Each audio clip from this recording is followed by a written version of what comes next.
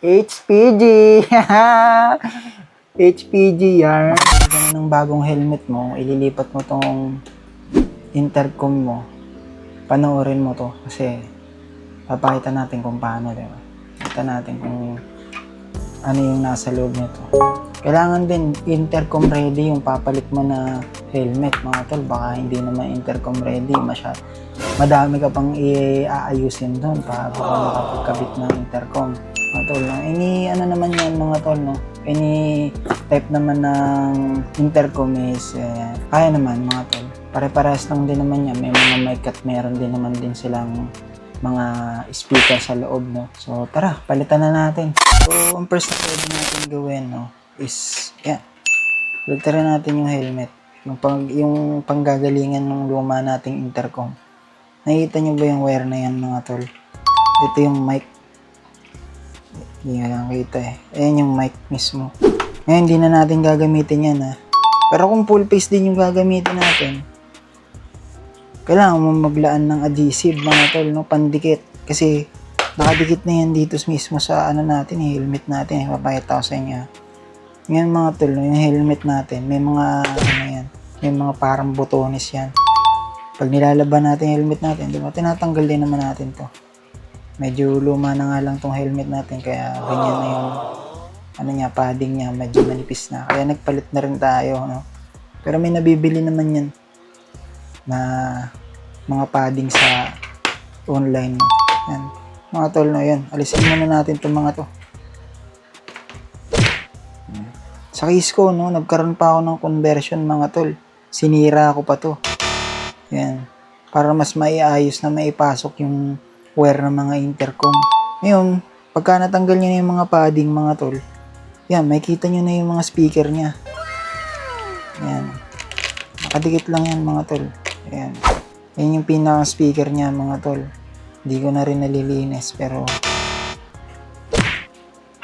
okay lang yan. So, yun. Sa ilalim nyan, yan, nakikita nyo naman na yung mga wire niya, mga tol, no? So, in case sa akin, no, ayan, ihiwalay nyo lang to, mga tol. Ayan, di ba? Ganyan yung itsura niya.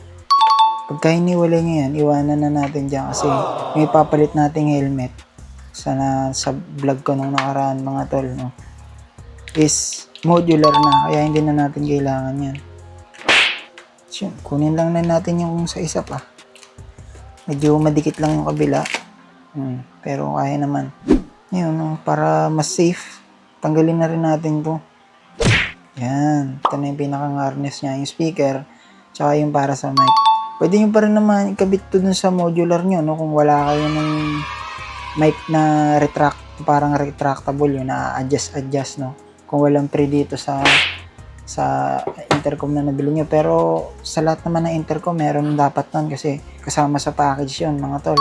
Natanggalan natin yung pinakang intercom. Ito yung T-Max, mga tol. Medyo luma na siya, hindi na siya maganda tingnan, pero nagana pa naman yan. Yun, ito naman, yung bago nating helmet, yung nabili natin nung nakaraan. Ang brand nito, Spider, mga tol, Neo. Hindi naman siya pricey, no? Hindi naman tayo naghanap ng pricey na helmet.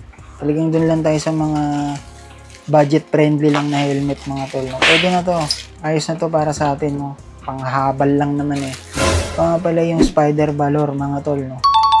Neo Valor, ewan, basta yun. Yan, dito, ito na yung gagamitin natin na helmet, parang HPG, di ba? Kala mo HPG lang, pero siguro PG lang, no?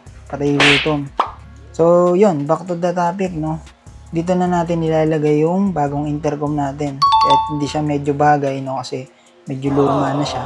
Pero wala eh. Mag-subscribe kayo sa akin, no? Makakabili tayo ng bagong intercom. So yun, no? Same lang din naman dito sa helmet na to, no? Ganun din lang naman. May mga botones din lang naman to. Yun, nakita na natin. Yan. Yun. Dito natin nalagay yung mga speaker, no? Bali, 4 na botones yan, mga tol. Kapain nyo na lang, ha. Pero depende naman yung sa helmet, eh. Pero halos pare-pares lang naman yan, mga tol.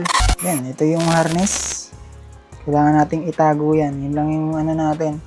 Yun lang yung pinakang kailangan nating gawin. Kailangan nating itago. So, unahin muna natin itong mga velcro.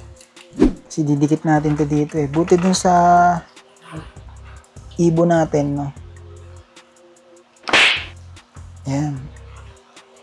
Sa ibo natin kasi, medyo hindi siya dumikit, no? Kaya lakas pa ng dikit nito mga tol. 3M din yan. Ngayon, diba, natanggal na natin. Ngayon naman, itong pinakang lalagyan ng intercom ang asikasuhin natin. Kakabit natin siya dito. Sa akin, sa case ko, no, kanan kasi yung kanan na ang ginagamit natin para sa throttle. Kaya sa kaliwa natin ilalagay yung mga bagay-bagay na kinokontrol natin. So, ang napili nating paglagyan mga tol is dito mga tol. Ayan, ikutin lang natin yan ng paganyan. So yun, nalagay na natin yung pinakang lalagyan ng intercom, no? Kakabit nyo na, paganyan nyo lang yan dyan. Bitaw pa naman yung T-Max natin kahit medyo luma na siya. So yun, magagamit na natin to mga tol. So ito mga tol, no, may nakikita kasi ako dun sa iba na pag naka half face helmet sila, tigisa sila ng intercom, siguro jowa niya. Nasa labas mga tol, dito nila nilalagay. Ewan ko kung trip lang nila, no? Nakalabas kasi yung mga wire. Pero kanya-kanyang trip lang naman yan, no? Pero para sa akin mga tol, no, hindi siya ubra. Kasi nakalabas yung mga wire. Tsaka pag naulanan, may tendency talaga na mawalan siya ng dikit. Kasi nga, nakalabas eh, nasa labas. Unahin pala muna natin mga tol na ilagay yung harness. Baka kailangan natin mag-adjust, no? Para dun sa mic. Kasi ibang mic na yung gagamitin natin. Ibit muna natin to para kita natin kung ano yung mga dapat i-adjust. Kaya medyo mahirap siyang ipasok, no? Medyo old school pa yung port niya. Yan. Masok naman, no? Good thing. So, ito yung dito. Kasi siya yung pinakamalapit doon sa intercom. So, siya yung dapat na nandito kasi maiksi lang siya eh. Meron talaga siyang lalagyanan pala talaga. Oh, ayan. Meron siyang tulay. Talagang intercom ready siya. Bit na natin to. Di pala natin dyan ilalagay yan. Ayan. Kabit na natin to. Ito. Ipag-bridge na natin yung mic tsaka yung sa wire ng intercom. Ganyan na yan. Kita eh, no? Para siyang headphone jack. Diba? Ganun lang. Easy lang. So, sobrang intercom ready niya, no? Ayun, may mga daanan talaga siya ng wire. So, yun. Nakita na natin kung saan natin lalagay yung mic. Kaya, yun natin yung pandikit natin.